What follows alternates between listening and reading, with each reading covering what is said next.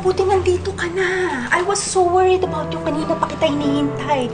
Ano ba nangyari sa'yo, ha? Are you okay? Okay lang po ako, Tita Julie. Na-traffic lang ako ng konti. No worries, no worries.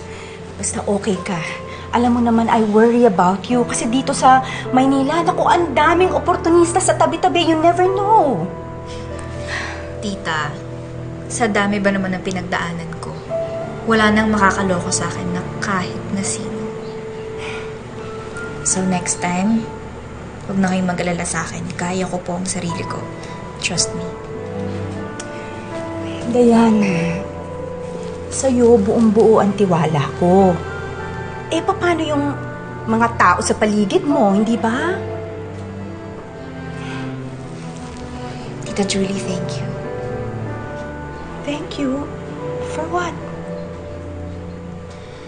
Dahil kahit hindi niyo ako kadugo, sobra-sobra ang pagmamalasakit niyo sa akin. Ang swerte ko nga kasi kayo ang umampun sa akin pagkatapos mamatay ni Lola. Kung wala kayo, baka hanggang ngayon hindi pa rin ako nakaka-move on. Diana, anak, alam mo, kahit na hindi kita kadugo o kaano-ano, yun na ang turing ko sa'yo. Tunay na anak. Total, wala naman ako talagang anak, hindi ba?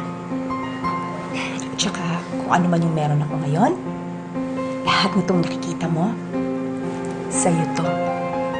Sa'yo ko ibibigay lahat. Lahat ng pinagkait sa'yo nun, ibabalik ko lahat sa'yo. Tsaka tandaan mo, wala nang pwedeng gumalaw sa'yo o manakit sa'yo magmula nun.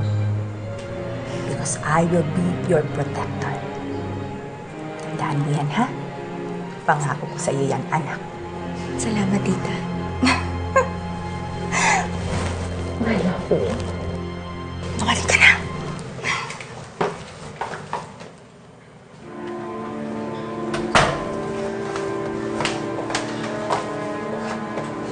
Should we knock?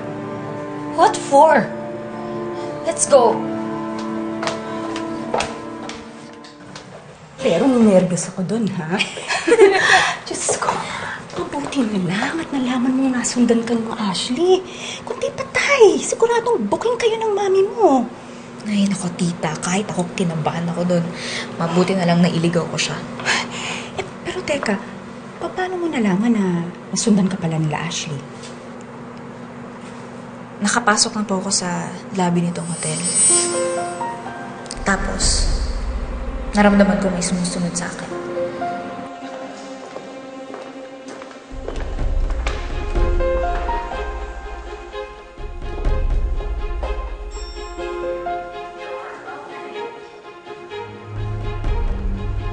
Pagsilip ko sila Ashley yan. Kaya tinawagan ko agad si Mami.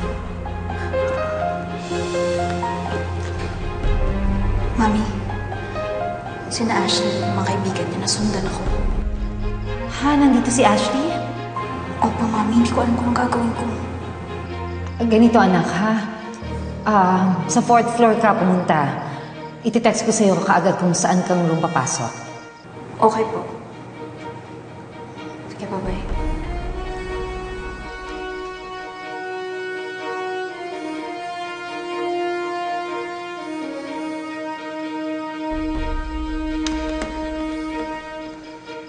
Luz, kailangan ko ang tulong mo.